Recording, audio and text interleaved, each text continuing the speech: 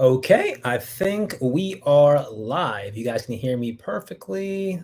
If not, say so. But yes, we are live. Hello, guys, and welcome back to Fox to Fox Reports.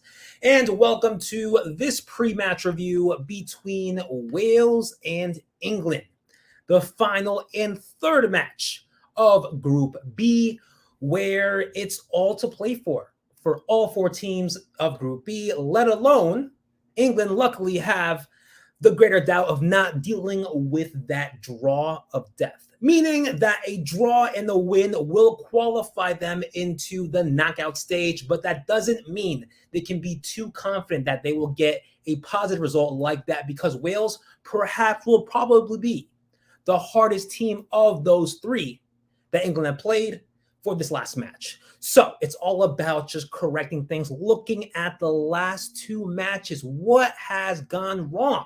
I'll tell you, everyone will all say, and that is the link of play between the defense and the offense, which means there is no actual number 10 midfielder playing that role. I did say it in the post match review against USA, where Mason Mount has not been doing anything to live up to that potential of perhaps him being the number 10 role. Some say he doesn't play his position or he doesn't play number 10 over in Chelsea. And Gareth Southgate is putting him in this position for some sort of reason, thinking that he's number 10. But clearly, these past two matches, we've seen that Mount has not done anything. So, of course, what do you guys think? Leave it all in the comment section below.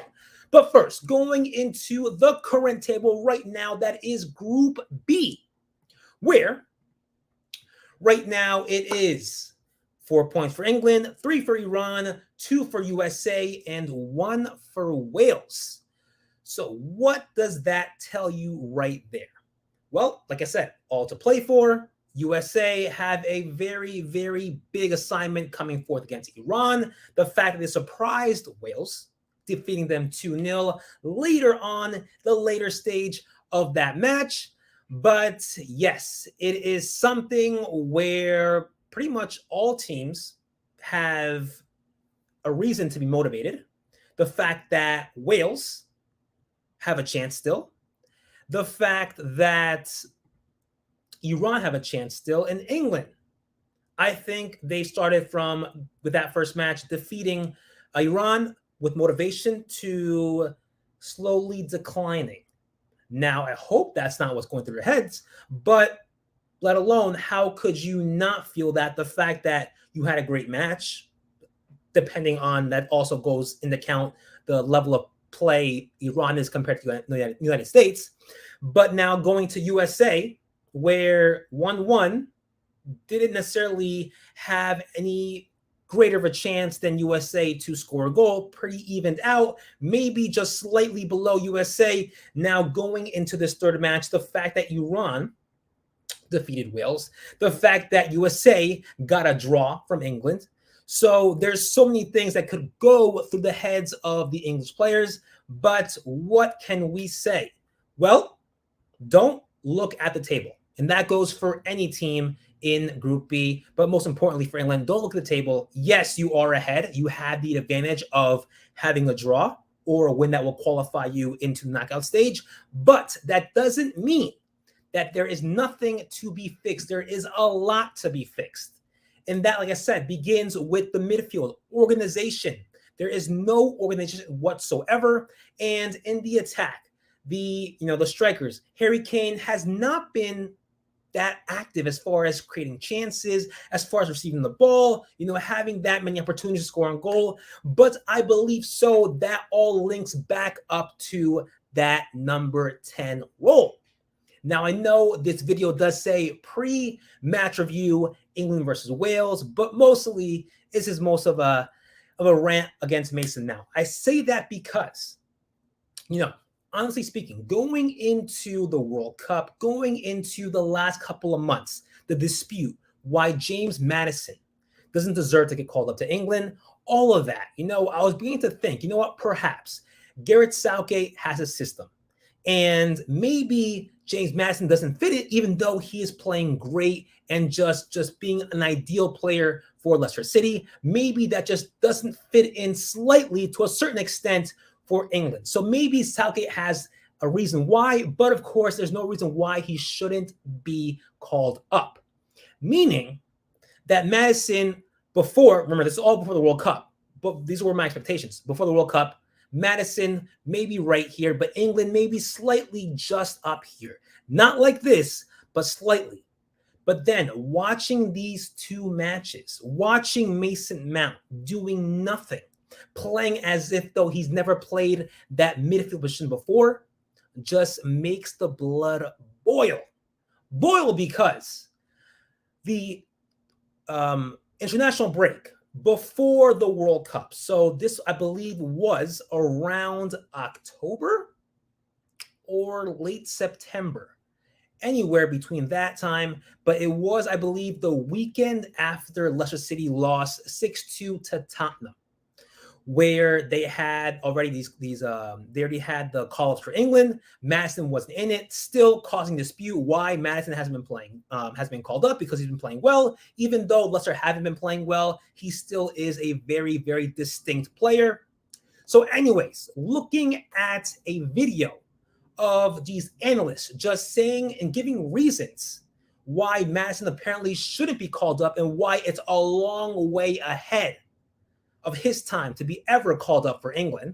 I'll post a link to that in the chat below. Let me just give you 1 sec. I'll add that right over. But just to give you guys a quick summary of this video, it basically talks about Madison just cluelessly taking shots. Yes, the stats say Madison has more shots than Mason Mount, Phil Foden, Jack Grealish, but they were devaluing that, these analysts, devaluing Madison's just ability to take shots, saying that he's just recklessly taking shots. They're not going inside the target. They're not going anywhere near the goal, and almost devaluing also the goal he scored against Tottenham in that 6-2 loss, saying that it was lucky. It was just a bunch of biased opinions. Now, as much as during that time that made me just, very livid in the fact that Madison is just a complete distinct player who has, the ability to score from free kicks, from outside the box, let alone whether you say he takes reckless shots from outside the box. He has made goals like that, and that doesn't resemble who he is, someone who takes reckless shots. No, he's someone who will control the game, will slow it down when it needs to be slowed down, and make sure the ball goes from either side of the pitch.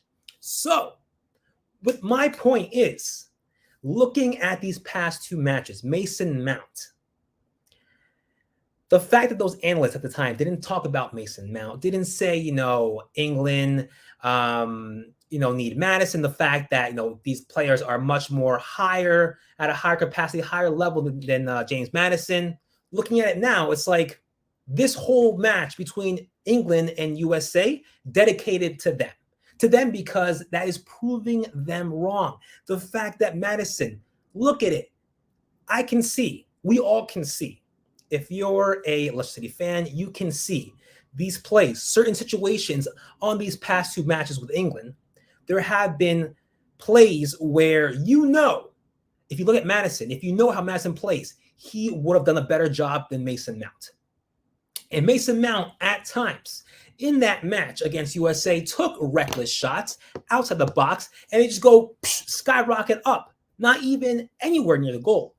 So going into that, looking back at the stats of Mason Mount, his heat map, possession, the amount of times he lost it, 13 times, and only one dribble attempt, however, not successful, and only one key pass. What does that tell you?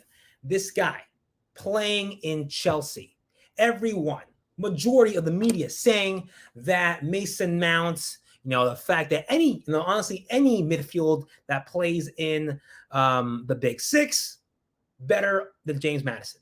That is what the media was trying to stir up. That is what they're always trying to say, is that these players that play in the Big Six will forever be on top of players like Madison playing in Leicester.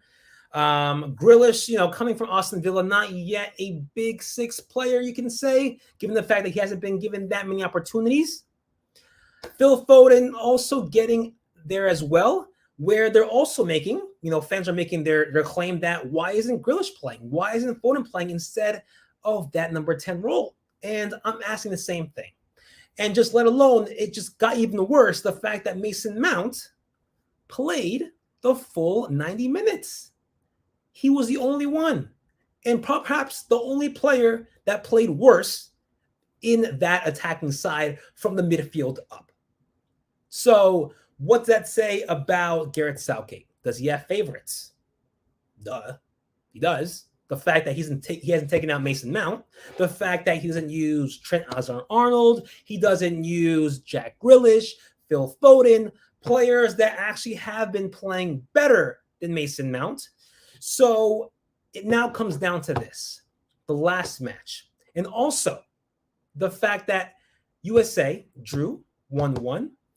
All of the just complaints about England, how they performed, how they underperformed, not correcting any issues. The fact that defense perhaps slightly got better, with Harry Maguire perhaps being the only player of that match to play a great game. But as far as attacking, as far as generating, as far as organizing the attack, no. Same thing against USA, same thing against Iran. Now, the next day, headlines hit. And what does that say? Madison back in training. You see clips on the pitch, running, all that sort. And yeah. So pretty much, yes. Neil, beyond. Yes. So pretty much this is what it is. This is not only the England rage, but this is the Mason Mount rage, because I am the one person that will back up Madison's claim. The fact that he should be starting, everyone probably will back up Madison, because Phil Foden, Mason Mount has not been living up to the expectations. And also, guys, if you haven't done so already, be sure to subscribe to Beyond 90 LCFC, as they also do pre-post-match discussions for England in this World Cup. So, yes, like I said, guys, also on the chat, I did post a link to that video discussing James Madison back in the last international break before the World Cup, where they're pretty much being very biased about Madison not being called up and why he shouldn't be called up to England. But like I said, just going about the fact that this match against USA kind of proves them, and honestly, I dedicate that match to them, because all of their claims are wrong. And it really hurts, because whatever they said went straight to Mason Mount. The fact that all of those disadvantages that they said that Madison would cost to England, Mason Mount has done so against USA and perhaps against Iran, but not so much against Iran, because, of course, England won the match. So you don't see that distinct difference in level. But when you play a team like USA, who's much better, you'll more so notice that. But yeah, what a exposure for Mason Mount, for Gareth Southgate, to show that, Madison needs to play, or Grealish, or Phil Foden. Now, going into my lineup, my formation, what I want to see. Now, I did say I had no issue with the formation itself, but off these last two matches, the player selection is what needs to change. So, going over to the first formation that I would like to see, that is with a 4-2-3-1. Of course, Madison in the middle, playing the number 10 role, and Phil Foden on the right. Besides that, same thing. Harry Kane up top, Maguire, Stones, Trippier, Shaw, Declan Rice, and Bellingham in that defensive midfield. All right, awesome. Neil, I believe I sent that over to the chat. If you haven't seen, but I'll send it again if you need to. 1 second, guys.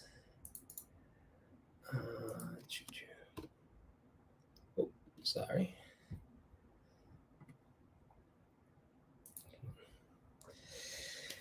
Oh, but yeah, that is the first lineup. What I want to see against Wales. So let me know what you guys think. Leave your opinion, everything, anything you change. Leave it all in the comment or the chat section below. And Neil, how's it going, man? Here. Hey man, all good. Sorry, I might have some internet issues. Wi-Fi No is worries. unplugged, but yeah, man, this is what we got used to with England. Unfortunately, this is the standard of England we are used to in terms of Gareth Southgate has his favourites, and the thing is, when you come to that back line again, when you come to that, I think that the likes of Trent has also been done. Oh, am I having issues? I can hear you, but yeah, your video's kind of stuck there. Am I back? I have no idea. But yeah, going back, yes, Garrett Southgate definitely does have his favorites, and it's really getting to a point where it's like, come on, Okay. as much as you have favorites, it's going to honestly be that it's either you play your favorite people or England might as well can just exit the World Cup and you will get sacked and lose your job. So it's just one of those things. All right, he's back. Am I here now? You're good, man. Okay, cool. Sorry, where were you at? Sorry, Yeah, no. So I was basically saying about Gareth Southgate, the fact that it's going to a point where his favorites are costing England their chance of proceeding in the World Cup, and it's either you pick your favorites or England go home and you get sacked. He won't get sacked. Gareth Southgate is a yes man. He's been in the job for so long. This is the disappointing thing where people will go, you are lucky that you've had a man to take us to the finals of the Euros and the World Cup semi-finals, so therefore he's a good manager. Now, if you break it down more systematically, you realise there are problems, and this is one of the problems. He's just not. You can see by the USA performance, it was like we were in the second half. First half, we were the worst side. What did he do? He doesn't change it up. The likes of Trippier didn't do too badly, but you look at the likes of Trent Alexander-Arnold. Teams would kill. Any team would kill to have him in the team. Can't get into our team. Because, again, it's not anything against Shaw. But Shaw's not been that great this year. Trippier's been decent, but then play him on the left-hand side. Play Alexander-Arnold on the right. He's the attacking player. He's going to feed them attacking players because midfield, we're getting cut open. It's another option to play him on that right-hand side. If we get cut up, then Harry Maguire's going to defend us at the back. So, for me, there's multiple. And you look at the bench that we've got, it's phenomenal. And he's only making 2 or 3 subs. And it's just dumb. It's just really dumb, in my opinion, considering the quality and the depth that we've had is unlike anything I've ever seen with England before. Yeah, and the fact that going into this World Cup, you could extend the roster. So that is one benefit. And the fact that there's 5 subs now. Yep. So he has all of the benefits in hand, the benefits of using those players that are of high quality and just on paper. I think England by far, maybe one other team or 2 other teams, has the best squad on paper of the tournament. Yeah. So the fact that he's not doing that, it's just honestly like, what else is next? What else does England have to do? They have to like throw food at Gareth Southgate to get his attention and be like, make the changes. Like you guys literally look at you're playing poor. It's just one of those things. But going back to that link, I don't know if you heard about the video I posted a link on the chat about. Have you heard of Stadium Astro or Astro Stadium? I think it's a channel in the UK. Well, they're talking about Madison. So it was the international break before the World Cup. So I believe it was the weekend after Leicester lost against Tottenham, but Madison got his goal. And they're basically creating reasons why Madison shouldn't be called up, but mostly talking about the fact that Madison shoots from anywhere just recklessly. And that's why his shots the shot number in his stats are so high up. So they're kind of devaluing that, but also devaluing his goal against Tottenham, which I thought was just fantastic. Now, going into that, with this match against USA, Mason Mount pretty much did the same thing, where he took shots that just went who knows where, the moon. So Didn't even what get does on the that ball say? half the time. He Yeah. was just running around aimlessly. So yeah, what does that tell you now, leading up to these last two matches? How much of an exposure that has caused for that claim that Madison shouldn't be in England? The thing is, you shouldn't be too surprised. There's always been with England, there's always been a bias against a top six team. So for the top six team, and Mason Mount is golden boy. He's going to be picked regardless. If he's not injured, and even if he is injured, he might still be picked. Gareth Southgate loves him, and considering you're playing Bellingham, considering you're playing somebody that CDM role in Rice or what's his name from Man City, Calvin Phillips, you need somebody that's got an attacking quality. And Mount, if you're going to play him in that 8, play him in the Bellingham role, and then you play somebody ahead of him. But it's not going to happen. He's always going to play. But Mount is always going to be ahead, and that's unfortunate. I agree with you. He shouldn't be. And I think most fans, even Chelsea fans, will agree with you that this season Mount's been poor. Mount's been their best attacking threat, but that's because Chelsea have had no attack. They've just been terrible. And people are, again, there's people on Twitter that are justifying his role, but we know that Mount's not been good, and that's okay. But just drop him. No, he's not going to do that. He's going to keep playing. I guarantee you he'll play against Wales. And he might have another just mere game. And Gareth Southgate he doesn't like characters that come out and publicly, that are going to go and actually create something out of nothing. Trent will give you that. Grealish will give you that. Maddison will give you that. Foden will give you that. Doesn't like them. Anybody that's kind of, as long as they say the right things and are good in training, that's enough for England. So you are good enough to play on the pitch. And I just dislike it. And one of the reasons why, again, I support. One of the things why I'm so neutral against England is that over the years we've seen this happen again and again, where we're just not at it, and we'll keep playing the same players. Remember in 2016, Danny Drinkwater was put on the bench, and Jack Wilshere was taken. Why was the reason we was at the top 6 bias? Leicester are always gonna you're always gonna feel it from the outside. Just in that, even that position, there's so many better players that in the England squad that we could play in through the middle. Foden's another great example, but he won't do it. I've just come to reality with it. It's not going to happen. If he does, I'll be shocked. But even in that game, he was one of the worst players. He deserved to be dragged, stayed on for the full 90 minutes. Harry Kane's another one. Harry Kane should have come off, not because Harry Kane's a bad player, but because it wasn't happening. And that's okay. Get somebody else on. No, Gareth Southgate's meaty defensive football strikes again. Yeah, and that's just the one thing that's hurting England. Going into this World Cup, before the matches, I was giving Gareth Southgate the benefit of the doubt. The benefit of the doubt that people say he has a system, and Madison isn't part of it or doesn't work with it. So going into that first match against Iran, I go in with that. You know what? Let's see what the system's about. Let's see. Maybe slightly England and just the whole system of Gareth Southgate may be just slightly above James Madison. But watching those matches, watching those certain plays, I know us as Leicester fans could just visualize, hey, what if Madison was playing in that certain role right now with Mason Mount, what he just did? Would Madison have done better? And yes, multiple. And I'm just there looking and just shouting at my TV, just saying, like, Madison would do 10 times better. Like, where is the whole change of level between England and Madison? There's no change. It's the same. If anything, Madison's above that. Well, Maddison was taken not because Gareth Southgate wanted him. It's because of the pressure around him. There was a lot of media pressure. There was a lot of players going, why is he not coming to the World Cup? He's so good. I called it before he was on the. I'm happy for him, but he's not going to get minutes. If he is, he's going to get. And I've compared him to Mason Mount, and I said he's going to get nowhere near the amount of minutes on the screen on the team as Mason Mount.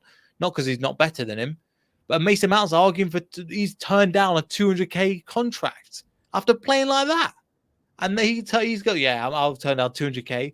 It's incredible, man. It's incredible, but he'll just start. And the thing is with Mount, he's not the best attacking out of him, Grealish, Foden, Saka. You put in that as well. He's not the attacking player.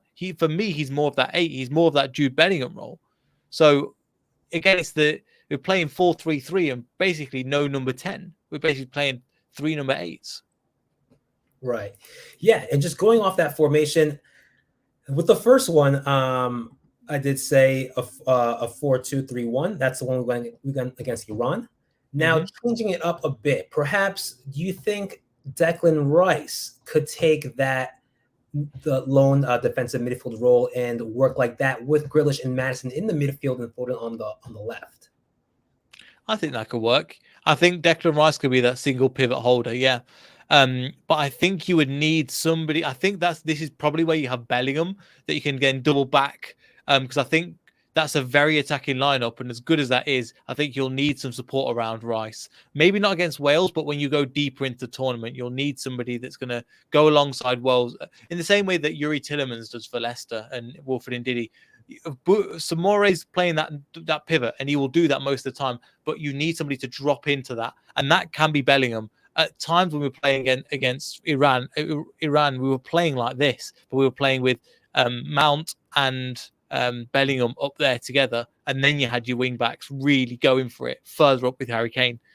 And also, I don't think you need that much impact behind Harry Kane, because Harry Kane likes to drift into these spaces as well in that number 10 position and bring Foden, Grealish, Saka into the game. So that's probably why we won't see James Maddison, in my opinion. We probably won't see him because James Maddison plays off that right-hand side, but he's not going to get ahead of Saka, and it's just not going to work. I think the way that it works, if you play him in the 4-3-3 and you play him off the right. Right. Yeah, and as much as I want to try to fit all three of them in, Foden, Grealish, and Maddison, you're right. You know, I don't think Declan Rice can kind of play that role like Samore does. It's certainly different. Bellingham, I honestly haven't been watching the fact that he's over in Dortmund. Haven't been watching much of the German league. But yes, you know, if that's the case, then certainly don't want to leave Declan Rice all alone in that defensive midfield spot.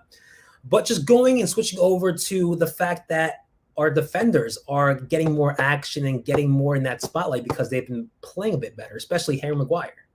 What do you think about that? The thing is, they've not really been quite lucky. I mean, in terms of defense-wise, they've not really been struggling, but we've not really had the US didn't really come at us, and in terms of like for long periods of game, we had to just ride out storms. Even though we played defensive football, they just carved through our midfield and we were there. I think the defense is good enough to keep out that ball, but we need something to just hit them on the. If we're going to play this kind of style, we need something to hit them on the counter attack. We've got some of the players to do it. Conte's played it like that with Tottenham, with Harry Kane. You can play it with Alexander-Arnold. You can play that because he allows you to go on that break. But the players that we're playing aren't designed for that counter. Saka's not designed for counter-attacking. Neither's Grealish. Maddison is. Phil Foden isn't. The majority of players aren't designed for counter-attacking. But when we get the ball, it's too slow. They just move it we need to move it 1, 2, 3, 4, and then have a shot on target. It was just too slow and lethargic. And we were just lucky that Iran were there just to go bend over and just go, right, well, whatever happens to us, we're just going to take it. Right. Now, going to counterattacking, you said that Grealish isn't, built for that. Do you think Sterling would be built for that? It's a good question. I don't think so. I don't think their style. He's been playing at Man City, and Man City don't do counterattacking. They expose space and they go for it, but it's different. Chelsea aren't a counter-attacking team. So none of but the way that we're playing is kind of like we're waiting to get our possession, then turn over them. But I think even Wales, Wales won't be an easy game.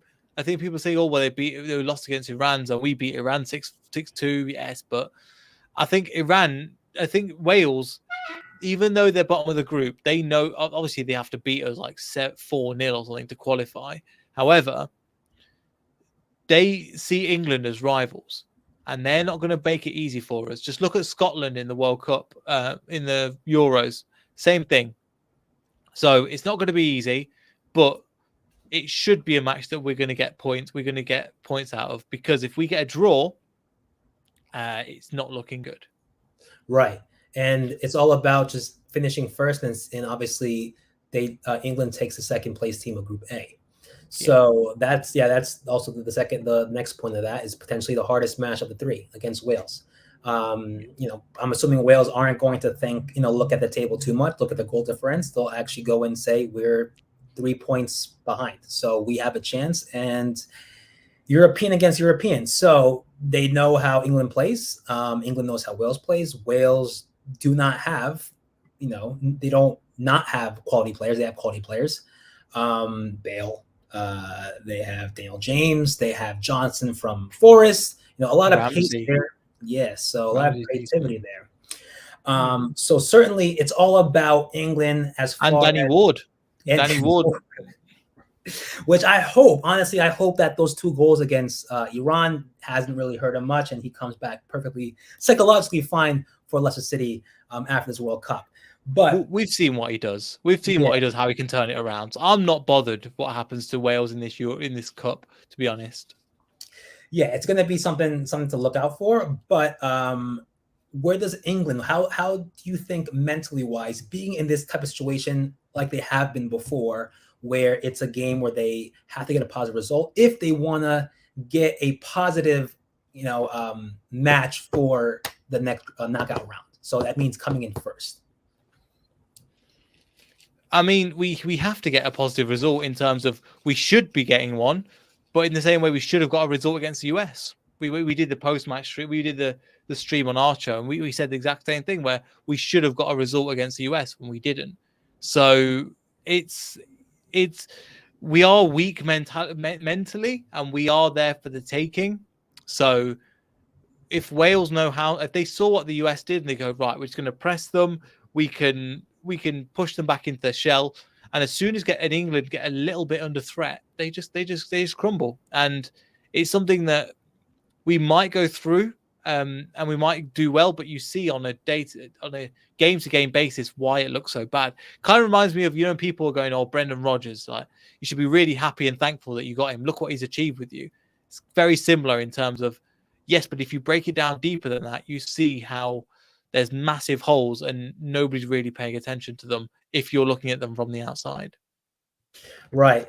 And it's also us trying to see like whether Garrett's out, as much as the chances are very, very slim. The fact that he'll make changes for the starting 11 for tomorrow, it's all about seeing what he does. If anything, I would be surprised if he makes one change in that attacking side. Maybe it may be Sterling for Grealish or Foden, but just knowing Southgate how he is, I don't see Kane leaving. I don't see Mount leaving. No, neither of them are leaving, in my opinion. They're going to stay as they are. I think the only thing that's going to change, really, nothing's going to change. I don't think anything's really going to change. No injuries to really report on. So we'll just keep going the same way until somebody comes and absolutely smashes us, and Gareth will go, well, he'll blame it on something else, and you're just like, well, the squad we have, we should be going as far as Brazil in terms of the squad that we've got on paper could compete with Brazil, but mentality wise we can't do. But it depends on how easy the run is. And I remember when we lost to Belgium in the last World Cup, we did it almost statistically so we'd have an easier run going forward, which again is like you want to beat every single team that's in front of you. But Belgium are another team where mentality-wise it's just rubbish, but players-wise they're great. So I don't know. But I'm not with England. It's like I'm kind of used to mediocrity for now. I mean, I've got the last few results up. It's not too bad. Like before the World Cup, if I bring them up in terms of where we were. Obviously, there's been some unbelievable results. We got Albania, and then we beat Albania 5-0. Beat San Marino 10-0, and then there was a bit of a gap between. Then we beat Switzerland, sure. Beat Ivory Coast, which is fantastic. This was 2000 last year. Then we went and lost to Hungary 1-0. Then we drew to Germany. You saw what Germany's not very good at the moment. Italy 0-0. Hungary we then lost 4-0. Italy beat us 1-0. Germany 3-3, and then we came into the World Cup. So the run-in general has been more poor than we'd expect. So we got thrashed 4-0 by Hungary, which was pathetic, really. The only Hungarian player I know is the one that we've been linked to recently for the Leicester players. What's his name? Attila, whatever his name is. So yeah, like I don't know any Hungarian players. So in terms of where we are, like we haven't had a good start, but this is kind of norm. Look at these results, very low scoring for the most part, and very like predictable, where we're just not going for it. England's talents lie in the attacking numbers, and we're just not playing them. Yeah, certainly results that aren't consistent to say that England are a strong squad based on just these results, but also the fact that this whole World Cup full of surprises, teams that you wouldn't think are beating other teams are beating those teams. I thought Brazil was going to be a very strong side with France, but after today's match, I'm kind of just guessing maybe Brazil aren't as strong without Neymar. So in that aspect, I think there is still some hope for England to somewhat appear, because just there hasn't been a team itself to say, you know what, they're going to the final and that's it, and we'll just see who they play with. So it's kind of in the mix, sort of the same level to level. But yeah, it's all about just seeing what Southgate, if he has a mind to see what's going wrong and makes those changes. Probably not. Might as well us be talking to a wall, because nothing's going to happen. But now going into, knowing how England have played the past two matches, what is your score prediction coming forth this match?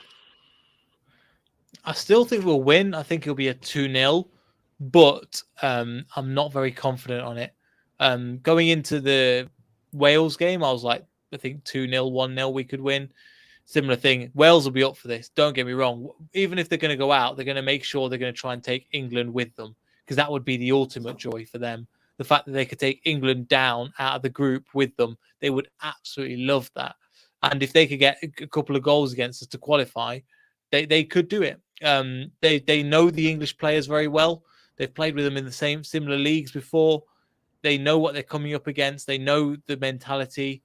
So Wales going to be right up for this. So I don't think there's anything too much to really, in terms of quality, we should smash off the park. But this is a game where kind of the World Cup, as you said, there's loads of upsets that are going to happen, and Wales would like one last shot to just take England down. And even if it's a 0-0 draw, they'll take that, because even if it takes them out, they cost England 2 points, and that's going to be enough for them to feel happy going out of the tournament.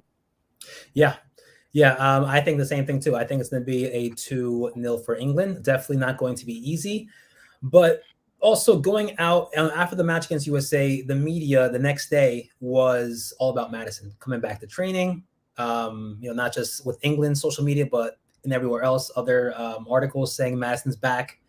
I think everything has played a part to Maddison's favor. The fact that England haven't been performing well, and just leading up to now, him being for this match against Wales, where it's a must win to get in first place of Group B, but also a chance to show the fans that England are a strong squad ahead of these knockout stages. I think everything has, like I said, been leading up for Maddison's to make his debut. Now, in a perfect world, going into this match, let alone it be 0-0, Maddison comes on the last 10 minutes, scores, gives England the victory. Would Gareth Southgate pick him for the next match in the knockout round? No, he won't even give him 10 minutes. I'd be surprised if he give him 10 minutes. It just won't happen. And he's just not a fan of players that are very confident. He wasn't a very confident guy when he was managing, and he just doesn't like that kind of. He just sees it as very arrogant. Jack Grealish is that kind of plays with a swagger.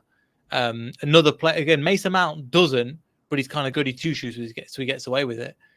So he ironically, for good behavior that will win you games and drag you kicking and screaming, he punishes that behavior. Trent should be playing. Trippier is great, but Trent should be playing.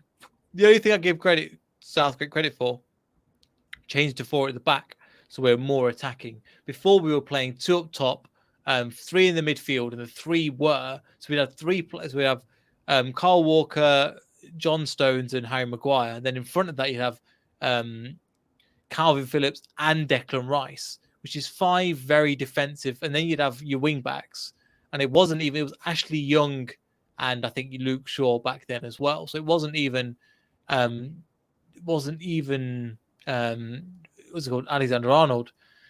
So this is what if you've picked England, mate, this is what you got to get yourself in for. It's unfortunately, this is the kind of football. And the thing is, even if we crash out of the tournament, we won't be the team that is linked and going, yeah, that they are the team that Gareth Southgate won't leave his job.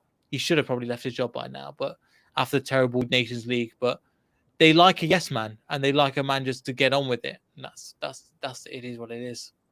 Yeah, and it's just crazy how Southgate's just managerial resume led up to this moment of him being with England. The fact that he hasn't had any club managing experience, especially in the Premier League. It blows my mind.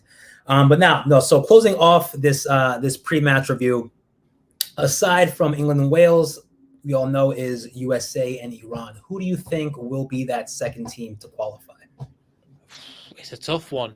It should be the US, but I'm not sure that they can take their chances as well as they should.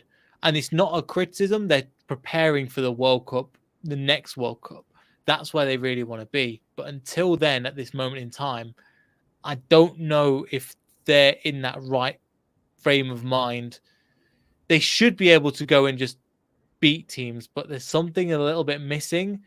And Iran's, I think, even though Iran's defense is good, I think they're there for the taking. US can take it, but I don't know if they're there just yet. Yeah, we'll have to say. Like I said, it's this whole tournament has just been proven that football, there's no logic, and everyone's beating everyone. So it's either USA going to have all that, the table being led up to their heads, to the fact that they're just focusing on that rather than actually playing and winning the match. We'll see. But Iran did beat Wales, a huge surprise. So without a doubt, they're coming in with so much motivation. But yeah, that pretty much concludes this pre-match review between Wales and England. Neil, let the people know where they can find you. Yeah, well, thanks for having me on, Jeff. Yeah, Beyond the 90 LCFC, you'll find it here. You'll find Jeff as well coming on there a few times as well. A few fan streams, football streams and stuff. So, again, similar thing if you like this kind of content. Yeah, make sure you subscribe for Jeff as well. So, yeah, Jeff, thanks for having me on. Yeah, man. And just, counting on the days before we go back to Premier League soccer. And that's something that I am looking forward to. So I miss Leicester. But all right, guys, I'll see you next time for the post-match review between England and Wales. And hopefully will be me discussing about about England qualifying into the knockout stage, let alone be first or second place of Group B. All right, guys, take care. See you later.